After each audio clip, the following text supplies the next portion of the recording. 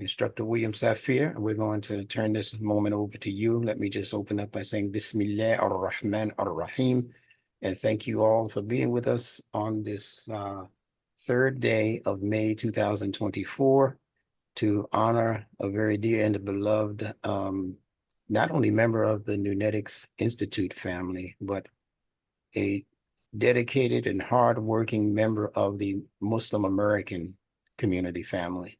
So we're going to open up with a few words by Instructor William Safir, and he knows what to do from there. So everyone in the audience, just be very, very comfortable. You're going to be hearing some from some very prestigious people and people who obviously were close to Imam Khalil Sultan, and maybe you'll hear from a few who may not have known him personally at all, but have been affected by him through Nunetics Institute or through their comings and goings at various events where they may have heard from him or about him. So with that said, let's turn it officially over to William Safir. Thank you. Bismillahirrahmanirrahim. For the last signature, the merciful benefactor, the merciful redeemer. Just want to greet everyone and just start with sincere condolences to Khalil Sultan, Imam Khalil Sultan and his family. I had an opportunity to, in a very short period of time, to get to know Khalil pretty well to the point where we developed a personal relationship, a friendship, you know, but it wasn't the run-of-the-mill friendship, you know. It was one of those where although you've just known a person a few years, it seemed like you've known them your entire life, you know, kindred spirit. He was an imam there in the unserved in the Tucson and Phoenix area. We had a lot of in common. He paid a lot of attention to our nation's youth, the youth in the high schools and school system there in Arizona. He was acknowledged for that. He received recognition for that from the school district and the city. He was actively engaged as a resident imam, and he also was involved in financial services. It's something else that we had in common. And before he started recognizing some serious health concerns, we were looking to partner in some business relationships. And we had to put that on pause, and wasn't able to return to that process. But during the interim, got a chance just to know our brother as a real solid, true human being that had the deep commitment that's needed to advance any cause, and that's the kind of person I like to say when I have to get down in the foxhole, that he's the kind of person I would have protecting my back, and I know I could trust that. So he had that level of commitment to al-Islam, to humanity, to family life, to our youth. So he was just the kind of person that is easy to get to know, easy to get to like and love, easy to be a friend to. And to me, that's what living a human life is all about. Those kinds of very fundamental and basic things. And he wasn't short of taking the knowledge and information that he had and extending it, studying it, and allowing it to raise his own consciousness, which is often difficult for many people who've been conditioned, like we all have, to just absorb information and then regurgitate it without really looking deep into it and applying it to their life and sharing with others so others can apply it to their life. But Khalil Sultan was one of those people who shared information in his own unique way. I saw him do it with people from different cultural backgrounds. Very effective. He gets straight to the point. He relaxes people. And you see, and I'm speaking of him in the present tense because I don't feel his absence, his physical absence.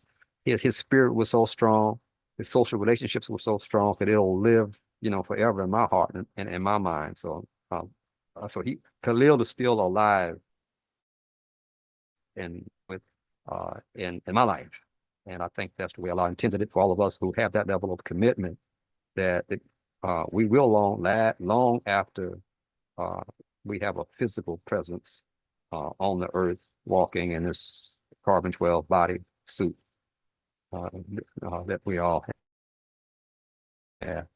So, okay, great. Okay, folks, when your name is called, if you raise your hand to speak, I will ask you to unmute your phone. And as soon as you finish speaking, just simply mute your phones again. So we'll have a nice, clean playback recording. So thank you. So let's turn the microphone over to Karima Sultan. Karima, can you hear us? Yes. Okay, very good. Assalamu alaikum.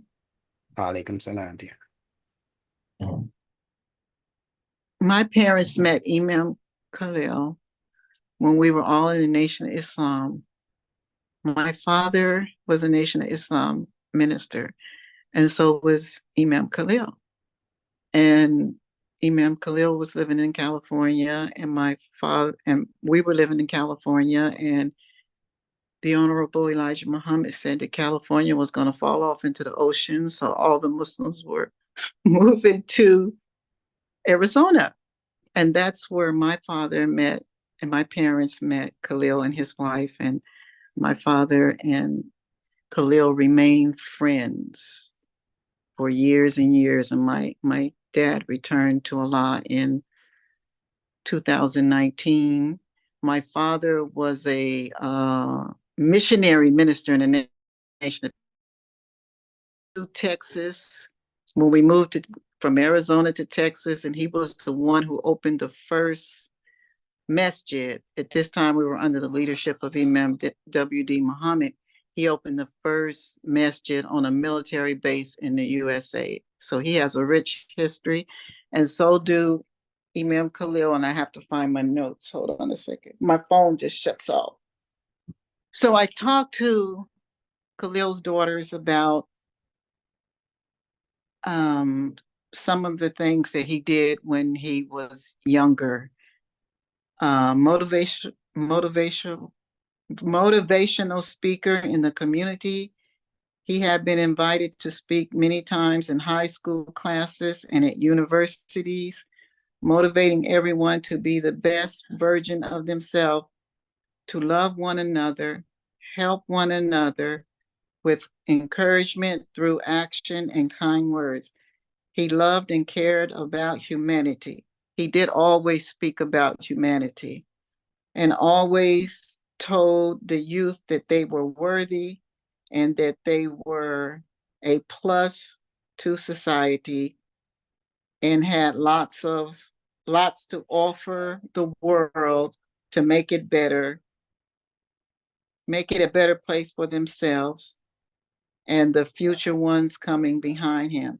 He always strived to make moves that would leave the world a better place for the next generation. So Imam Khalil grew up in the South Carolina.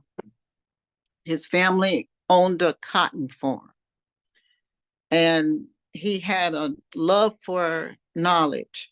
So the deal was the child that picked the most cotton could go to school.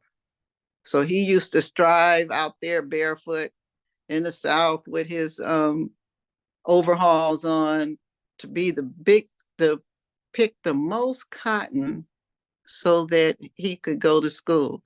Later on, when he grew up, he joined the Navy, and I was during the Vietnam War, but he did not, he was on the ship. He was a payroll man. So he was on the ship, and he left the Navy to join the Nation of Islam. And that's a story for another day because it's very interesting, that story, and I'll be glad to tell it another day. So Imam Khalil's and his late wife Sharon, they had 6 children together, and there are quite a few grandchildren. I don't know the count, but his wife Sharon grew up with my husband, my late husband, in Vallejo, California. So when his wife was sick, and my husband would always call and support the family. So Khalil's, when my husband got sick, he was sick for 3 years, total care. Khalil always called and checked on us, and said he was praying for us, and he would always say, "Take care of yourself." And sometimes I wouldn't answer his questions because I was in an impossible situation. And the fact that he would tell me to take care of myself would just drive me crazy because I couldn't take care of myself. So after my husband returned to Allah, he started calling me because he had been through it and he felt that he could help me. After all, he was a motivational speaker, a life coach. So I remember the first phone call. I felt, and I said, "I don't feel good. I don't feel good at all." He said, "No, say you feel great." And I said, "No, I don't want to feel great. I feel bad and I want to feel bad, and leave me alone." So he kept after me. And so I got a way out of it by saying Alhamdulillah. But I was at a very dark place and he didn't give up on me. And he called me and helped me through that period. He was a very, very good coach. Alhamdulillah. And then he introduced me to Imam Benjamin Bilal, and I joined the class, and we would study together and do homework. I was one of those who did all my homework, even when I was traveling. So that was how our relationship started. It was long distance, and after a year, he asked me to marry him by text, and I said, "I don't answer questions by text. You have to call me." Imam Khalil was very shy. So Alhamdulillah, we got married in April 2015. And that's the puppy going to the door because he heard the doorbell. You know, he's little, but he's house guard. So Alhamdulillah, we got married, and I have a business, and he helped me with my business, and we would shop together. He would help me pick out earrings and all that. So we had a very good relationship. And he was widow and I was widower. So we were able to make that work and not have some of the challenges that some of the other people who are married, like a sister who's married to, she's a widow and her new husband is not. So one of the biggest issues that I've heard was, like, if you're celebrating, men have more problems with this than women.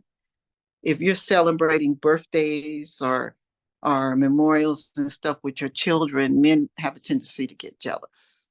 So we didn't have any of those issues. We supported each other.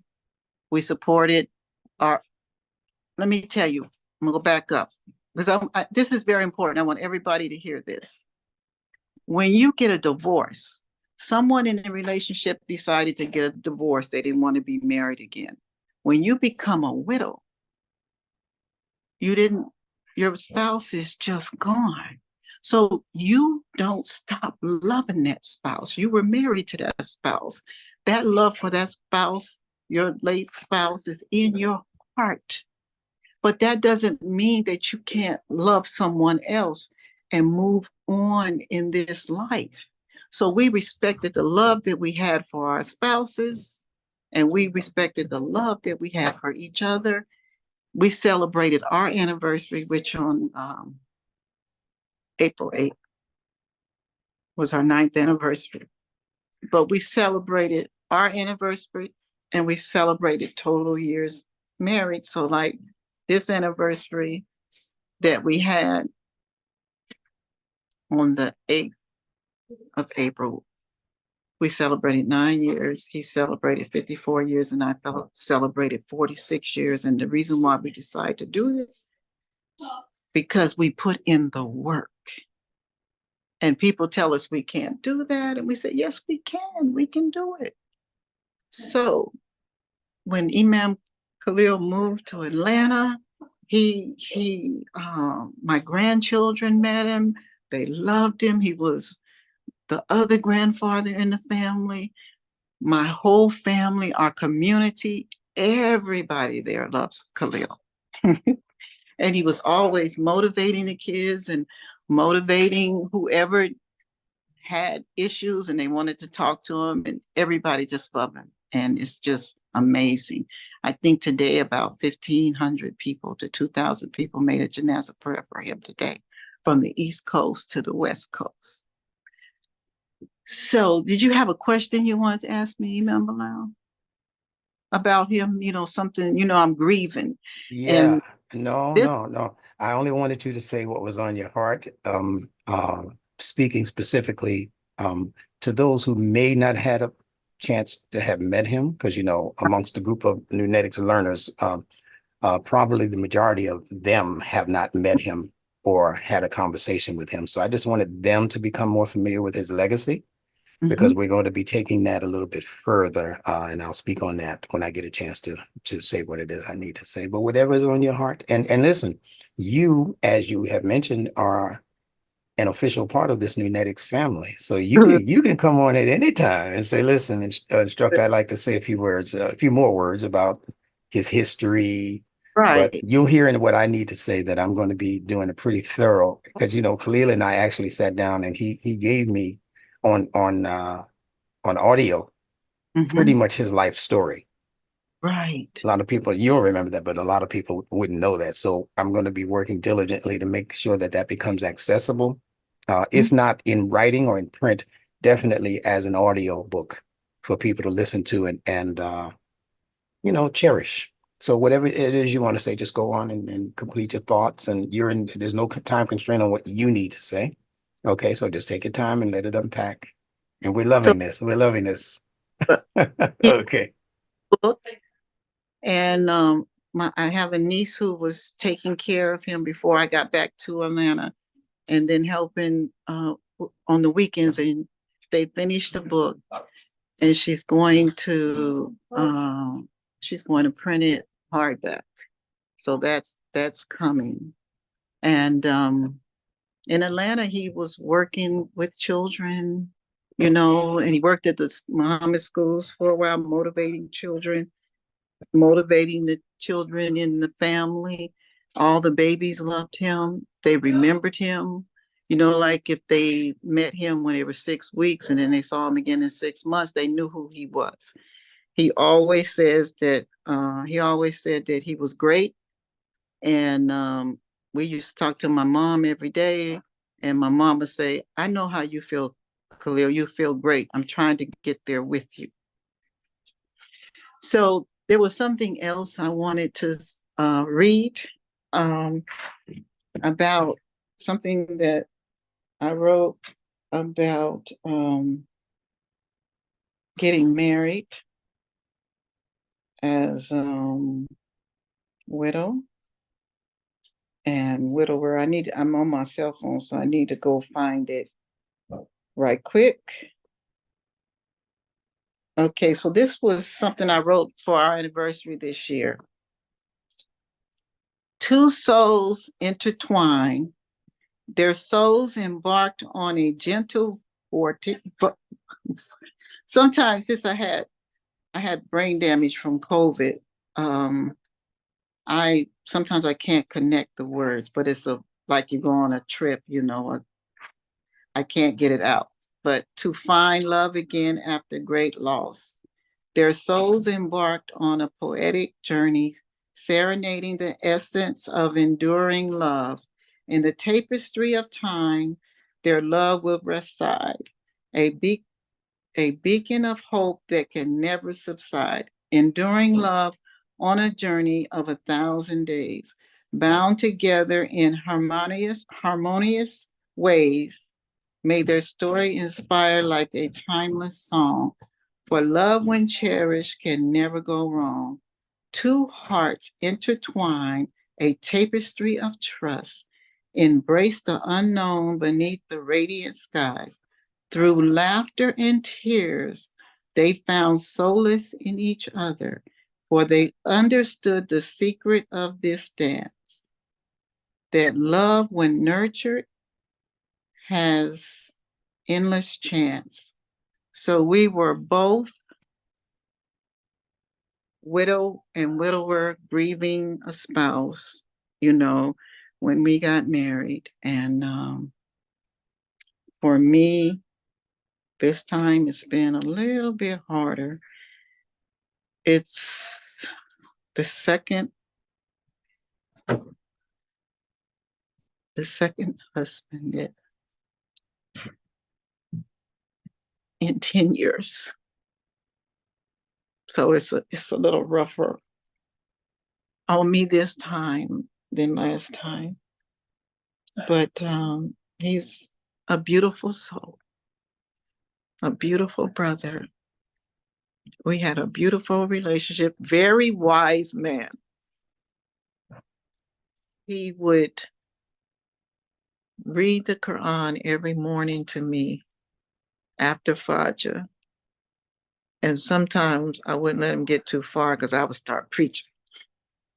We could take one ayat and talk for hours. And alhamdulillah, I am truly blessed. And I'm a little emotional, so I'm going to stop now. Thank you so much, our dear sister.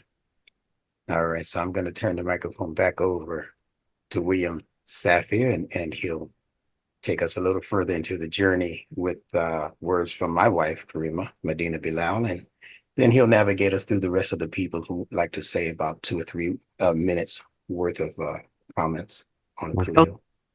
But thank you. That was marvelous. That was beautiful. Yes. And as everyone I'm sure knows, Khalil Sultan spoke very, very lovingly and glowingly about his wife, Karima. Yeah. When we could see each other, if I were in the Atlanta area, we did. And there's no doubt in anybody's mind of how he felt about you, Karima. I mean, words couldn't capture it, but just you being together and seeing how you assisted each other is enough commentary for the person who's really paying attention. So thank you for that. William, you got it. Yes. And you were absolutely on it, Kareem. I don't know if you were at the Atlanta Masjid today. I don't think you were. I was looking for you, didn't see you. But that parking lot was packed. I've never seen that many people at Atlanta Masjid before. We couldn't find a parking spot. Waliuddin and I, we got there before Juma started, and we couldn't find a parking spot. And there was one parking spot left across the street, and that's where we ended up parking. And I haven't seen that many people at the Atlanta Masjid personally. So you were absolutely right. His spirit was felt,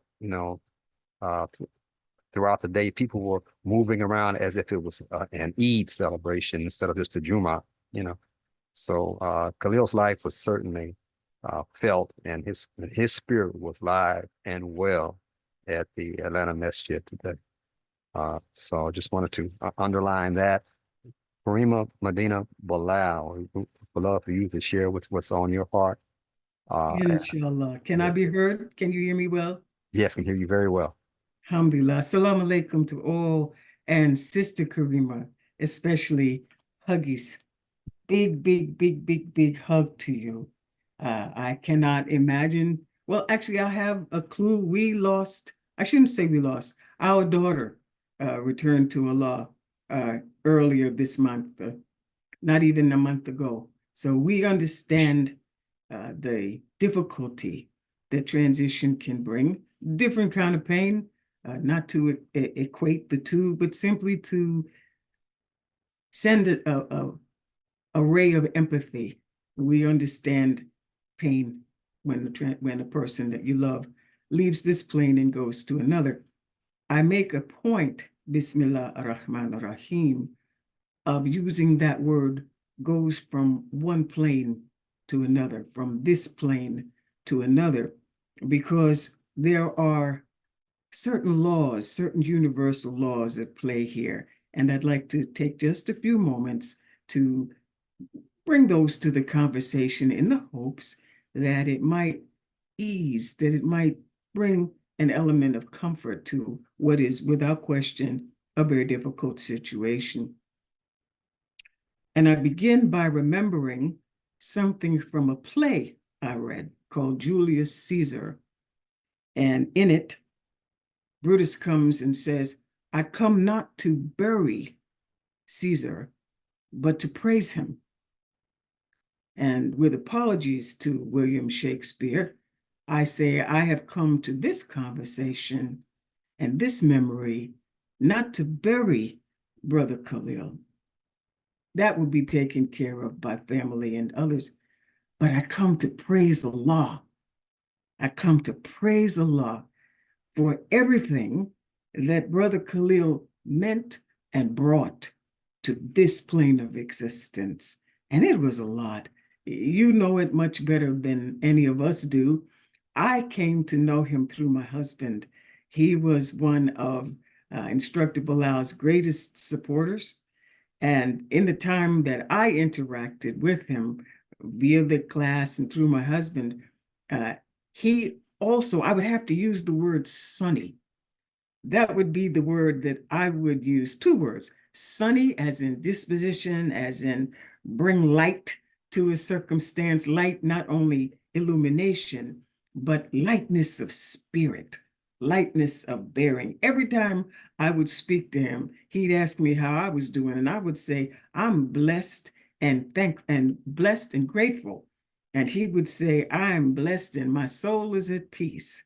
And he would say that every time, and it's over years, it's consistency. I've never had an interaction with him in which he was down, in which he was saddened. If he was, I never knew anything about it.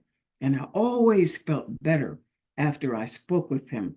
That to me is a great gift. And that's a gift that will remain even though he's transitioned from this plane to the plane wherein Allah dwells. And for that, it makes it feel better.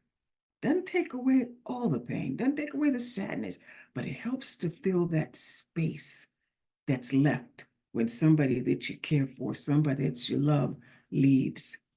And I'd like to say that also, I want to co-sign what you said about him being motivational. And the method by which his words motivated me was he was always grateful. He was always grateful. Every fifth word in his conversations with me was always thank Allah, praise Allah, alhamdulillah, subhanallah. All these things were references to Allah. And I'd like to advance this, my small gift to you, and to all those who may also, family, friends, who may also feel his loss, meaning that space in our lives that he brought that light and that sense of gratitude with, and that is to have an attitude of gratitude. Now, what do I mean by that? This is not just woo-woo and, try to pretend that something doesn't hurt when it does. It means this, that I found a very simple but very effective way of keeping my thoughts on Allah is to be grateful, especially during periods of stress. That is to thank Allah for what a situation is and to thank Allah for what a situation is not. Thank Allah for what I have. Thank Allah for the problems I don't have. In that, and I can never thank Allah enough. See, Allah does not need my thanks. Allah is not augmented in any way. He's not diminished in any way by my thanks or my praise. It is, however, to keep me in the present by remembering that there's nothing, nobody, no person, no thing that is more worthy or worthy at all of my attention or my focus except Allah. That's from the Quran. In the Arabic, that's La ilaha illallah. Now, how does that translate into everyday experience? How is that used in situations where I have an ache in my heart? I have a space in my life where somebody that I loved just isn't there anymore. How does that operate? It's like this. There is a law of matter, a universal law of matter that says no two things can occupy the same space at the same time. That means not two physical things, not even two thoughts.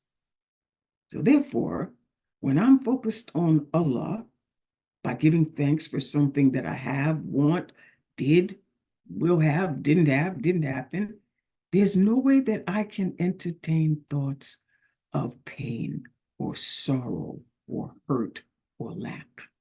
You just can't do it. You cannot think of Allah and think of something bad at the same time. Not if you use the language not right, not if you keep your thoughts on the gratitude. And in this way, it helps me to repel, to dispel depression, sadness, fear. If Allah protects you, who can overcome you? That's in the Quran. If you feel victimized, Allah says, be sure you're going to be tested. And even the prophets cried out, when comes the help of Allah? That helps take away that feeling of aloneness, that feeling of why me, that feeling of, I don't know if I can take this. Has anyone ever felt this particular way? I assure you that they have. The prophet himself, all of the great people, all of those who love Allah, devoted their lives to Allah, were tested in some way with lack, with sorrow, with fear. And so I say to you this, there is I'm not sure who it was that wrote it, but he said, those who love beyond the world cannot be separated by it, because death cannot kill what never dies. Now, what does that mean in practice? We know, and you know as a student of Instructor Bilal, that everything, all matter is vibration, and all vibration, it's all energy. And that energy that Brother Khalil had, that's going to never die. That energy is with us as quick as a thought. As quick as a thought. You remember something he said. You remember something he did. You smell a cologne. That would be you, Sister Kareem. You smell something, his essence, and just that quick, you can feel him. You can feel him. Death cannot kill what never dies, and it is a law of matter that energy is not created or destroyed except by Allah. It is only transmuted into another form. And so I say, in this, it's a hadith, which, and as you know, as students of the Quran, we give hadith plus minuses. But there's one thing that I read as a hadith that makes ever so much sense to me, and it says, after a person returns to Allah, there are three things that cease to be, everything about that person ceases to be recorded, except three things. And that is charity that that person gave, education by which somebody continues to derive benefit, and prayers of the righteous child for the parent. So we got two of those on lock. We can all say that we ask Allah, or we remember for our own self, charity that Brother Khalil gave. We remember education, things that he taught us. He taught me certainly about gratitude. He taught me about forbearance. And when we remember those things and we put that energy forward, Well, now we're taking that energy and we're sending it out, not just to our immediate people, but to everyone who learns from something that he did, all those children that he works with. This is how, it's the only way that I'm aware of, that a person gains immortality.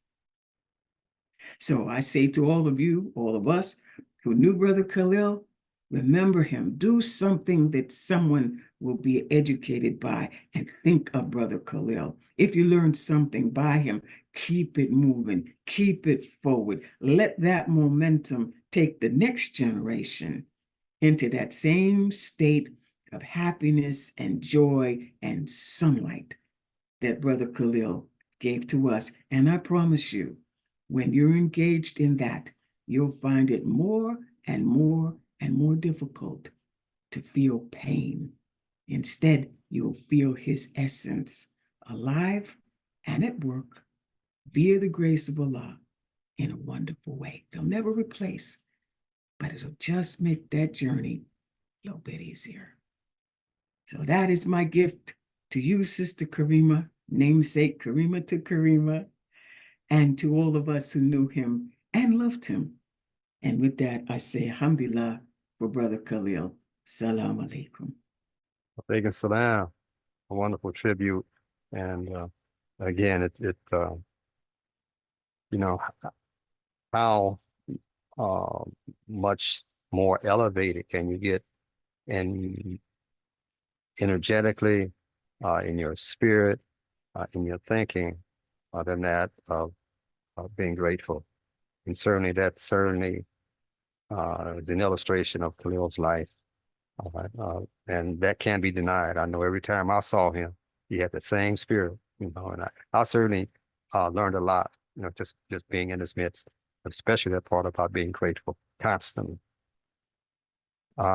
So now thank you very much, dear sister Kareem Medina Bilal, and we'll move on now. Wally Udine, are you ready to? I know that's a hard Yes. track to follow, but Yes, it is. Yeah, the only thing that, first of all, I'm very grateful to be a part of this celebration and acknowledgement of such a wonderful soul. When I think about Brother Khalil, I think about when he would read something that I wrote, he would call me, and I mean, you talk about motivation. He would really, motivate. And the first thing when I would ask, so how you doing, Khalil? He said, my soul is at peace. That was just something that and when you think about the energy and the resonance in which he, said it with, it just puts you at peace. So I too, like all of you, have just wonderful memories of Khalil as just a warm and his countenance. He just radiated when you saw that smile. You just felt the aliveness and the warmth of him. So I am very grateful to have him as a part of my life. And I think about from time to time when I would write, like I wrote a few poems, particularly about what we are doing now. And Khalil would be that man. He would be a motivator. He would definitely be one that would give the sign off on it. So yeah, I'm very grateful to have had him as a part of my life. And Sister Karima, anything that we can do, we are here for you. We love you, and we love the entire family. And I'm grateful to have the opportunity to share these memories and these words. Thank you. thank you, Wally Udine. Not only was his presence felt a very strong and seared and deep way here in the Atlanta area, but of course across the country. And we have someone that was a fellow imam and experienced a lot of common experiences with Khalil, and there's no a better person that can express that level of the relationship with Khalil and what that meant to him than Muhammad Abdullah. So we would love you, brother, to share your thoughts and feelings about our dearly beloved brother. I know you put some thoughts together, and we're all anxious to hear from you. Muhammad, are you there? Looking at your name, but I don't see opening up yet. So he's having some technical difficulty. Inshallah, he's still in the queue, so we'll just wait for him to work that out. But we can move on to anyone else who wants to say a word or two. Okay, I think Hadi is trying to get in. Okay. Assalamu alaikum. There you go. Alaikum salam. All right. I would like to give my condolences to the family. I didn't know the brother, but I pray Allah the sister's strong and Allah be with us all. Thank you, Hadi. Excellent. Yes. Yeah, I know there are some other fellow Atlanteans, if that's what you guys are called, looking at them in the queue. So this would be the best time for them to chime in, give condolences, or whatever their appreciation is for their personal relationship with Khalil there in Atlanta, particularly. One of the things that I wish we had enough time to do is to make sure that that entire Atlanta and Phoenix, Arizona community got to get this link so that they could join us also live. However, what I will ask is that we contact whoever needs to be contacted in order to make sure that at least those two communities get this replay for their own, Yes. personal viewing. Okay, Right. I think they will truly appreciate what has been said thus. If nothing else is said, Okay, I know they're going to appreciate what has happened thus far. Is that you, Muhammad? That's me. I got it open. Okay, all right. Okay. Alhamdulillah. Go right ahead, my brother. Okay, thank you. Abdullah. Bismillah ar-Rahman ar-Rahim. Ashhadu an la ilaha illallah. I know definitely what Kareem is going through with the loss of two loved ones within less than 10 years, which I've done. And so it's been three wonderful human beings in my life, two humans that have returned. And I don't call it a loss, I actually call it a party. And then a reemergence, because we're going to reemerge where we began, and that is where we were prior to becoming sperm like the Zoa. Okay? And that was wherever Allah dwells, and that's everywhere. So Allah subhanahu wa ta'ala reminds us, he says, think not of my servants, the righteous is dead. No, they live, yet you perceive it not. So he will always be with us, Kareem, and all the learners and instructors. I'd like to thank again International Instructor Benjamin Bilal and the learners and instructors for allowing me this time. Human, one who loves God, Allah subhanahu wa ta'ala, one who obeys God, and one who loves the true human essence and makeup, and possesses some of the following traits, or gifts, if you will, which Khalil Sultan, my friend, possessed. One, humility. He was always humble, never uppity, never high-handed, never cliquish. You see, he was always accessible. That humility was there. Same humility of our prophet, praise and peace be upon him. I told him that too. I told you, you have some of the traits of the prophet. If he were here, he would tell you. I told him that.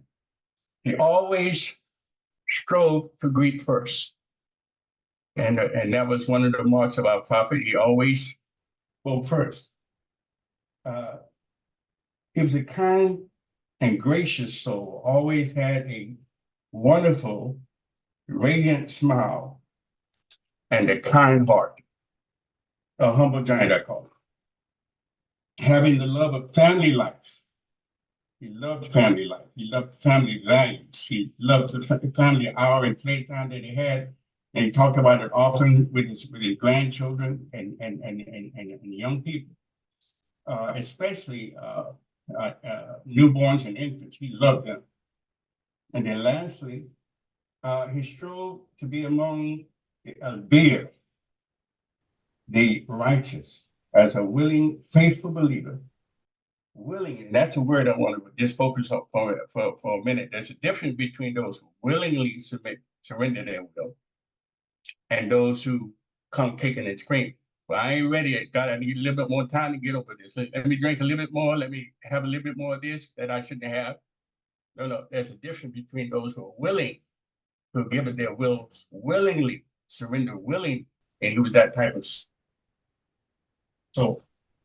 So he's trying to be among the Albir. He also, I say in terms of a dua, I say, may Allah subhanahu wa ta'ala open up the gates of Jannatul Firdaus, the highest paradise of heaven, to his soul, and forgive him his shortcomings. Let us all remember, the spirit has no beginning and no end. That's why they left the zero out of the numerical system, because it represents infinity. They don't want you connected to Mother Nature, Petrarch-based learning. That's connected to infinity. See, because the creation surrenders willingly. It has no will of its own. It surrenders to Allah. So that's where the truth lies. So they had to disconnect us. And he and I, we always reminded each other of that. So Khalil, I say to you, my friend, we'll see you soon when we return home to where it all began, in the cosmos, of timeless, deathless, breathless space. There is no death for the spirit. Now I would say to my sister, Karima, you will always be a cherished friend. I will always be your brother from another mother. Tap me anytime if I could be of any help to you. And I'm also extending that to any of the learners. Feel free to call upon me if I could give any help when it comes to editing, writing, anything dealing with words, because that's my background as an educator. And so I'm grateful for this time, and I'm grateful for this Genetics Learning Institute. And we're on our way. We're on our way. There's nothing that can stop this. And I'm so grateful to have had the time to have a soul such as Khalil Sultan into my life. And thank you again, you all, for this time. Salamun alaikum. Walaikum salam. Thank you very much. Of course, you were both imams in close proximity, because you were right there in Las Vegas. Yes, we were. Yeah, and he wasn't too far there in Tucson, Phoenix area. So yeah, and sometime we'll tell you the story about how he and I did the worst thing we could do, and that is face a court martial to get out to join the Nation of Islam. oh goodness. I mean, I made threats. I did, and he did too. Yeah, but we'll that's another story for another time. You talk about it. So you were both in the Navy, right? No, I was in the Air Force. I worked on Air Force. fighter bomber. Yeah, the supersonic planes. Okay, yeah. Crew chief. Yeah. All right, alhamdulillah. Yeah. But we had a lot in common. All right, alhamdulillah. Well, that's like you said, that's a story for another time. We appreciate Oh, yeah. it. Oh, yes. Yeah. Thank you. Yes. Now, anyone else? I see something in Bayina's eyes. Look like she wants to share something. My eyes are showing through my glasses. Assalamu alaikum, everyone. Jamal Mubarak. I just want to say I did not know this brother, but alhamdulillah for his soul, because you know, when you refer to his janaza as a seemingly like an Eid celebration, that's a wonderful thing in itself. You know, we talk about people having a homegoing service, and it's supposed to be a celebration. janaza or funeral, whatever. And then to hear you say that he inspired the youth so much because sometimes I'm the old people with the old people now, and sometimes young parents will come up to me and they'll say, "My children reminded me of the things that you taught them when they were, young." I used to do puppet shows and teach Al Islam, with the puppet shows. Like people have little one act plays. I would do like little one act puppet shows. But this person, Khalil Sultan, may Allah be well pleased with his soul, forgive his past, save him from the hellfire, and grant him Jannah al Firdaus. And I pray that Allah will provide the comfort for his family that only Allah can provide. I'm just proud to hear the things that people are saying about him. He was just a wonderful soul. And although I never met him, that I'm aware of, I'm just really pleased to have known that there was such a creature on the planet. Thank you so much. Oh, yes, and you really captured it too, because Khalil was he was a giant in his spirit and in his thinking and his mind. Uh, but the thing that made him so uh, big, so huge,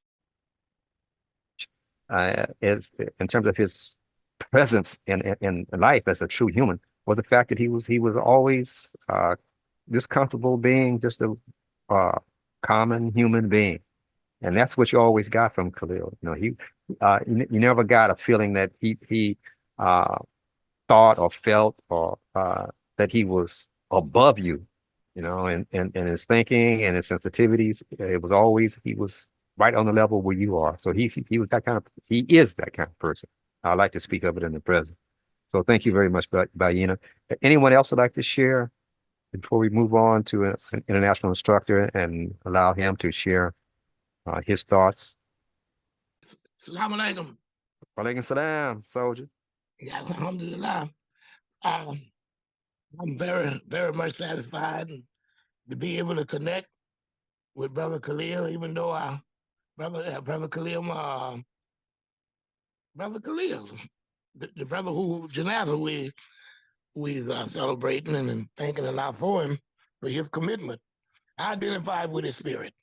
I never met the brother that I'm conscious of, but it's the spirit that connects us together and the determination to make this thing work for the benefit of humanity. And to hear such words spoke about the brother, it can't help but move you, especially if you're determined to give the same commitment to support this community and make it work. We've been blessed with the greatest leadership there is for humanity. That we've been taught well. See, the whole world was standing on our back, and when we rise, then that is going to be the resurrection for humanity. And the condition that the world put us in, Allah allowed us to go in so that we can be emptied out and refilled with the Holy Quran. Not only do we have the Holy Quran, we got the Holy Quran interpreted with the science of Nunetic, and we thank Allah for blessing Instructor Bilal with this great science that's going to tell you the Quran is in detail, clear in detail, but in the science of Nunetic, the detail is brought out clear because it's the same story in different language. And we are so thankful that Imam Khalil, whatever. I thank y'all for putting up with me. Y'all, well, my tongue ain't that refined, but my heart is right. And we pray Allah bless him with the paradise and the highest station in heaven, and for whatever fraction that may be against him, that he overlooked those and admit him. Yeah. And it's a plus to this community. Assalamu alaikum. Walaikum salam. Appreciate you, brother. And I can tell it's from your heart, man. And yes, that's what it's about. Kareem, you all just heard from the oldest teenager in the group. I think he's about 84 years old. No, I should say 84 years young.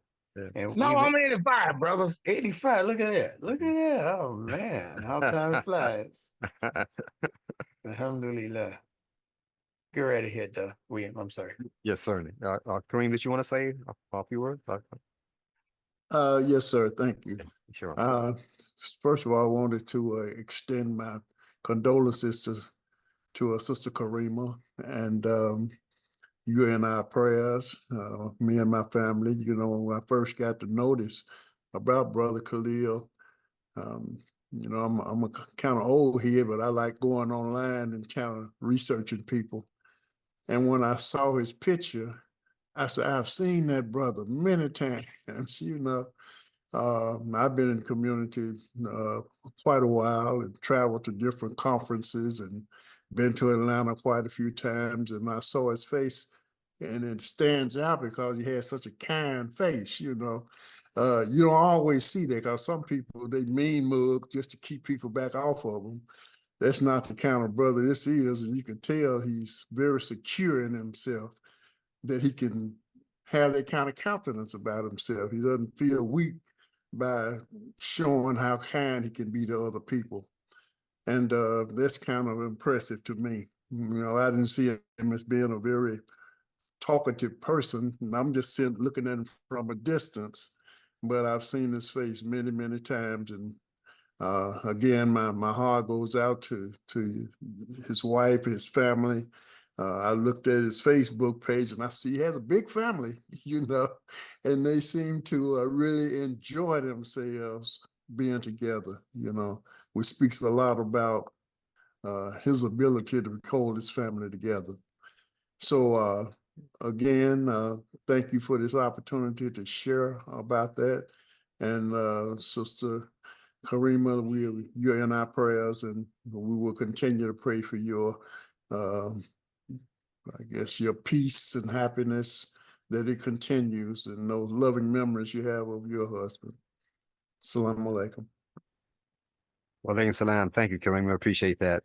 And again, just, you know, I think a lot of the people at the Atlanta Masjid today, they may not have been really conscious of the spirit, but it was so obvious to me. You know, I just felt the vibration, the frequency, you know, the air. You know, it was so light, and it reflected Khalil's life. I'm telling you, it was amazing, amazing experience, and everyone was so comfortable, and Atlanta Masjid isn't always the most inviting place to go to. You know, there's a lot of people, and often you get lost in the crowd, you know, and when there's a lot of people in one location. It didn't feel like that today, you know. So whether they were conscious or not, and there a lot of the children were there because this was their first Friday of the month. So the children kind of took center stage. And so so their presence was definitely felt, you know. So I just want to share that, you know, so our dear brother Khalil Sultan was he was extraordinarily ordinary. You know, he was a common person, but he was a powerful common person. And I think that's a tribute to it, living a life well, or life well lived. So with that, we'll put the talking stick into some very capable hands, beloved international instructor Benjamin Bilal, and he will, I'm sure, reflect the group soul, you know, as he shares what's on his heart and in his mind. My brother. Yes, sir. Thank you very much. Once again, Bismillah ar-Rahman ar-Rahim. With Allah's signature, the merciful benefactor, the merciful redeemer. And I would say that I'm sure that as all of us continue to live day to day, that we're also understanding better and better what Allah means when he refers to himself as Ar-Rahman and Ar-Rahim. And as I have taught on many occasions, the term Ar-Rahman is a general kind of mercy, if you will, that Allah shows to each and everything that he has created, both animate and inanimate. And you can be Jesse James, and you can be Adolf Hitler. It doesn't matter. Allah still shows you his rahmah, or his mercy. in the fact that he allowed you to have a mother, he allowed you to have an upbringing, he gave you a physical environment, he gave you chance after chance after chance in this lifetime to be right, to do right, to think right.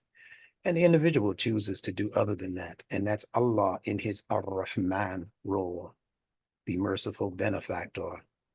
A benefactor is one who's going to give and give and give and not even really want the recipient to know that it is him doing the giving. You know, there are some people who send children through college and do other things for them, buy them new wardrobes if they're in the poor part of the neighborhood and that kind of thing. And they say, well, don't even mention my name. Just make sure that he or she or they get these gifts that I have for them. Well, that's what Allah does in giving us air and water and all of these things that we don't think twice about, as my wife mentioned, in terms of what we should be grateful for. Most of us are not really, I don't even think we're capable of being that conscious of most of what Allah has provided us for, because we don't even know what that most entails. You see? So that's Ar-Rahman, but Allah is also Ar-Rahim. And many of the Muslim scholars will tell you that the Ar-Rahim actually doesn't kick in until physical death on this side of the life ceases to be. And that's when we begin to experience Allah as Ar-Rahim, which Imam Muhammad interpreted as the merciful Redeemer. You know, when we were children, we used to take our little soda bottles, Pepsi, whatever it was, you know, we used to buy the little soda bottles and they could say, redeem this bottle for 5 cents. You know, sometimes all you had to bring was the bottle cap, you know, or the bottle so they could recycle it or whatever they were choosing to do. But if you did not have the product, you couldn't get the redemption. And that's how Allah is. If you don't have the product called the righteous behavior, not just righteous feelings, not even just righteous thoughts, but according to the Quran, you have to have righteous actions. And Khalil Sultan, among many other people who have transitioned that we know, he was one who took to his grave, so to speak, righteous actions. I think Muhammad Abdullah mentioned it as al-bir in the Quran. It's called al-bir, B-I-R-R. That's the word for the righteousness, the righteous disposition that a person carries with them and emulates. They don't just talk it. They're not just talking the talk. They're actually walking the walk of righteousness. And any who are interested in knowing exactly what that walk is, simply go to the Quran, 2nd Surah, 177th ayah. You can study that on your own. And I would ask our dear sister Karima to also visit that ayah, because that's what got Khalil Sultan into the paradise. Now, people might say, you can't predict who's going. Yes, I can, because I'm not really predicting. I'm going based on what Allah said, get you into paradise. He said, those who do this, get that. I don't understand why Muslims around the world are second guessing Allah. You know, may Allah accept him. Allah shows you how to get into paradise. And he shows you how to qualify for the hellfire. And then he says, even though you've qualified for the hellfire, he can still forgive you. He can erase all of that if it be his will. So Muslims have to become more astute at understanding what Allah is saying when he's addressing his human creature whom he loves so much. Allah just loves the human being through all of our wayward acts and all of our craziness and madness and mistreatment of ourselves and of others.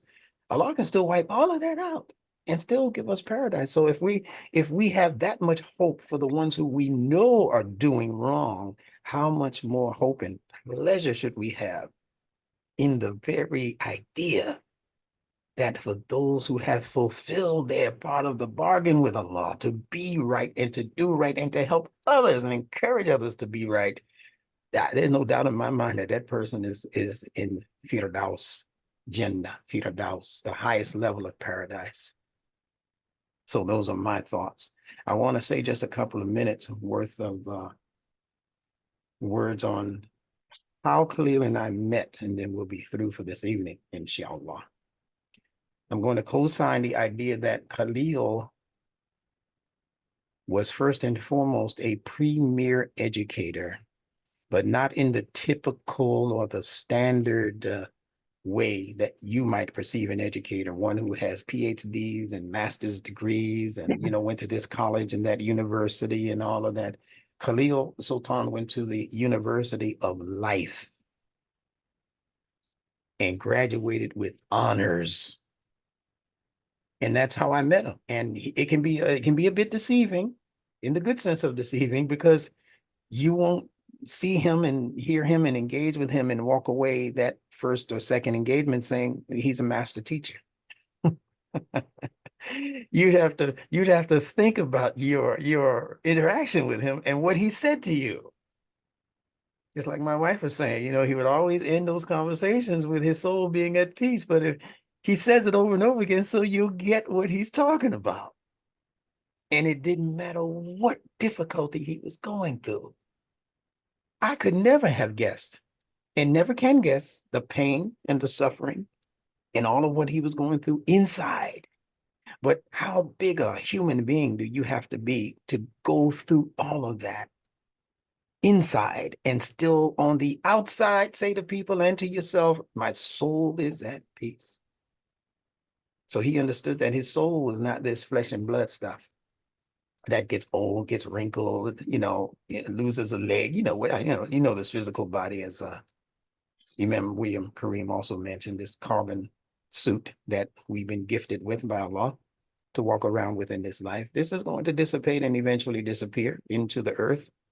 But the soul, as I heard Imam Muhammad say once, he said, at the death of the body, he said, the soul is released to do its real work. That's what Imam Muhammad said. He said, at death, so-called death, the soul is then released. He said it can't do its real work while it's limited by this carbon suit.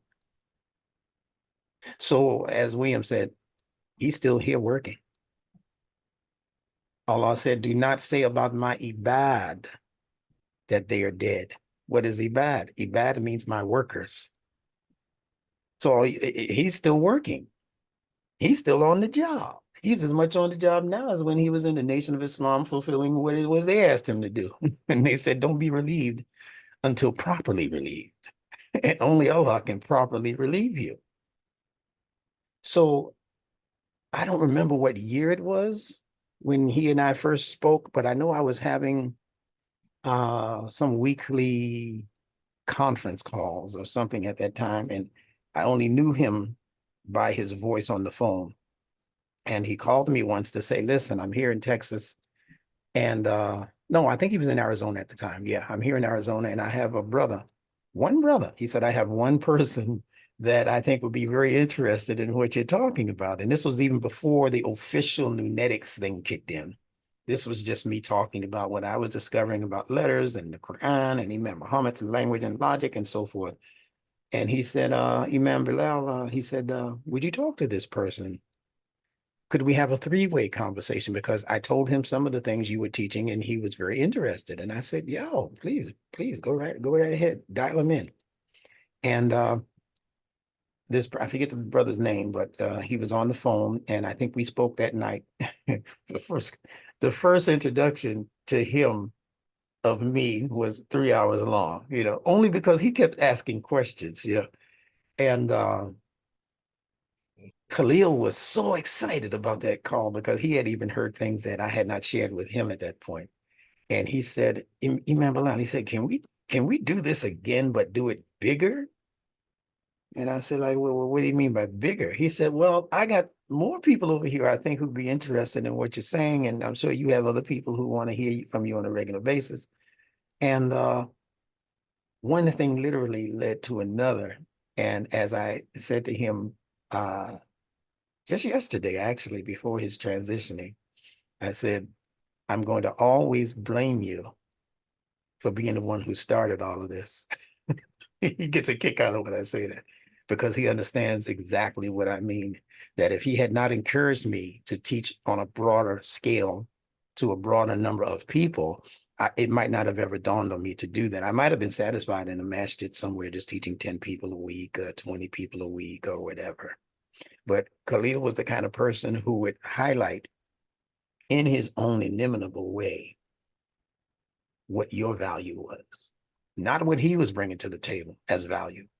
he would highlight for you in a very, very nice way. I would call it even subtle way, but good, subtle in the good sense. He would highlight for you what your value was, what you could be bringing to the table. And that became a challenge for anybody listening to him to be a better person, not a better Black man, not a better male, a better human, a better human being, a better true human. That was his whole life theme from all of the years that I've known him. Now, I did get a chance to actually interview him. I know his wife has some things coming out, and out of respect for whatever it is she has, on the back burner, that she's about to move to the front burner concerning his life story. And mind you, Khalil has been in several magazines and newspapers. He was not a person who was not known in his circle. He was known in plenty of the interfaith circles. I have a video on him where he was speaking to a group of interfaith participants, people from mostly Christianity who were very, very motivated and moved by his words. Inshallah, we'll be able to find that. I'm sure Karima has that in her archives because he sent it to me, so I know it's in his computer. But those are the things that I would like to share with the people who did not get a chance to know him one-on-one, as many of us do, because I want them to become familiar, not with him, the individual person, but I want them to become familiar with him, the soul, the nafs, the spirit, the intellect that he brought along with him that was guided and blessed by our source creator. So he set me out basically on the journey to begin teaching on a broader level is the point there. So indirectly, everybody who's listening to me now, everybody who's a member of the Nunetics Institute family, you have Khalil to thank in part for you being introduced even to what it is I do. And that's how Allah grows us up. He grows us up through germs that are germinated and spread out and you never know where it actually came from. So I'm making a connection between those dots so that you know to thank Allah in your dua. Thank Allah in your dua for having been a part of this experience and having a part of this experience come through the agency of Khalil Sultan and his efforts, his sincerity, his truthfulness, and his love for humanity. And he had a love for humanity that superseded him being a Muslim, superseded, as I said, being him, from a particular state in the Union. It superseded all of that. It even superseded his being a member of a particular family. He found a way to take care of what it was he was being asked to do for our small circle in terms of a learning circle, but he never skipped a beat in terms of what he needed to do for his immediate and his extended family. As far as I know, he never missed a beat. If I'd pick up the phone and Khalil, yeah, okay, man, I'm in Texas. Okay. I'd hang up the phone. By the time I hung up the phone, he was in Arizona. He called back the next day, he's in Atlanta. And all of the time he's making these moves, he's with family. He's with friends, people he's known for decades. So he never, broke that line of communication and assistance that he was giving by just spreading that love, that joy. So that's what the redemption part is all about in my conclusion. Allah only redeems those who are worthy of the redemption. He gives his Rahmah, Ar-Rahman, to everybody. But the Ar-Rahim, many scholars say and understand, is only that special mercy that Allah gives to those who sought consciously to qualify themselves for such. How beautiful is that? Isn't that beautiful? Yeah. So that's the combination of those two, what I would like to call now mantras, because we speak them over and over again. We should remember those two attributes of Allah all of the time, everywhere we go, and concentrate on the meanings of those two. The generalized mercy that everybody gets, and the specialized mercy that those who sought to, even though they made mistakes, even though they continued to do wrong things, they were consciously aware that they should be qualifying for this level of Allah's mercy, because this life is not life in total. This is just partial. This is just the portal, the portal of introduction into where Allah is he's pulling us through that door so we can get to the bigger and broader room of paradise that he has set for us, where there will be things untold that this mortal mind cannot even comprehend of Allah's mercy. But appreciate what you have now, and that's the qualification to get you into that broader space where, inshallah, in whatever form of energy manifests this, we will all meet again. We may all meet again. All right, soul to soul. So William, I hand the talking stick back over to you, and I'll ask you to. In fact, I know this is kind of impromptu. To my wife, I don't know if you could find quickly find an appropriate ayah from the Quran to just kind of end this session officially, and then you'll hand the stick back over to William, and we'll close out officially for the evening. Thank all of you for taking the time to be with us, at this quick notice. So, Rima, if you're prepared for that, I'd ask you to do that. Okay. Karima, did you? I'm right here. Can you hear me? Yes, indeed, loud and clear. Okay. The verse from the Quran that comes most quickly to my mind is the one that says, when my supplicants or my servants ask thee, Bismillah ar-Rahman ar-Rahim, when my servants ask thee concerning me, tell them I am always near. And I hear the call of every supplicant when he calls upon me. Therefore, with the will, and I ask Allah, these last few lines, I'm doing this from memory, I hope I get it right, but the essence of it is, with the will, let them listen to me when I speak to them. So as we ask Allah to grant Sister Karima and all of his children and all those who loved him comfort, Allah's comfort, all the comfort that Allah can give at this time, let us remember to listen to Allah and let us hear his words, Allah's words of comfort, Allah's words of peace. And let Allah tell us how to get through any periods of panic, because be sure those who remember Allah and remain patient and firm during all periods of panic, these are the ones who will attain paradise. I ask Allah to forgive me for whichever, I'm sure I blended a couple of different ayats there, but that Allah knows my heart, Allah knows what I meant to do. So I bid you all, especially you, Sister Karima, second hug, third hug, fourth hug, fifth hug. May Allah grant us all the peace that only Allah can give. Salaam alaikum. Alaikum salam. And, in closing, this celebration of Khalil's life, not a closing of his life, but the celebration of his life, then I have to agree wholeheartedly to International Instructor that Khalil Sultan's time with us was definitely a declaration of faith and commitment. And he did the things, I know that I witnessed, he did the things that qualified him to enter Jannah before he transitioned. And I think he took those steps. So he was there while he was with us physically. And so there's I agree that he's done the things to qualify even in the next. And then we asked Allah to grant us the hasana, the excellence in this life and in the next, and to keep us far from the penalty of the fire. And with that, thank everyone for being involved in, and again, this celebration of the life of Khalil Sultan.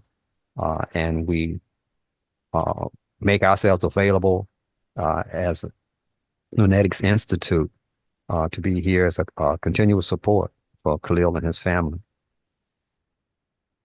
So don't hesitate to call on any or all of us He is still with us, and we want to carry on with his spirit and the type of commitment that Khalil had.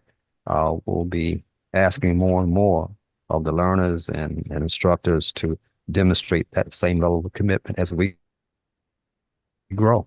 So with that, alhamdulillah, Ilahi Rabbil Alameen. Again, thank you all. Greetings to all. And we hope that you will carry this spirit with you, as we move forward and expand, as I'm sure Khalil will want us to expand this work. Praise be to Allah. Assalamu alaikum. Alaikum salam. And thank you all. Walaikum salam. Yes. Well, Rest well, and we'll see each other, inshallah, on this Sunday at 3 p.m. for class. Okay, guys. And All right. Walaikum salam. Assalamu alaikum. thank you all. Thank you.